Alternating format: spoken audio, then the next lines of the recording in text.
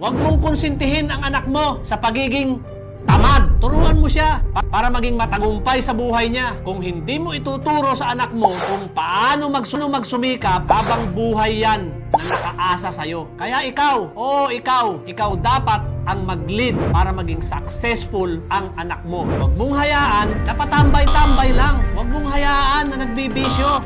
Wala na nang kinikita, puro pagastos. Hindi pa nakakatulong. Turuan mo siya kung paano kumita ng pera. Turuan mo rin kung paano magtipid. Huwag mong hayaan na gumastos lang ang alam. Kung mahal mo ang anak mo, turuan mong magtrabaho. Turuan mong mag-invest sa mga makabuluhang bagay. Turuan mong magnegosyo. Kung mahirapan man siya habang tinatahak ang daan patungo sa tagumpay, suportahan mo lang siya. Huwag mo siyang patitigilin dahil naaawa ka. Tandaan mo, anak mo ang unang makikinabang pag napagtagumpayan niya ang mga pagsubok sa buhay. Real talk lang. Mga ma'am, sir, hindi pang habang buhay na nasa tabi ka ng mga anak mo. Darating ang araw na magkakahiwalay kayo. Sikapin mong mag-iwan ng mga aral na ikapagtatagumpay niya sa kanyang buhay. Dahil para yan sa kanyang kinabukasan.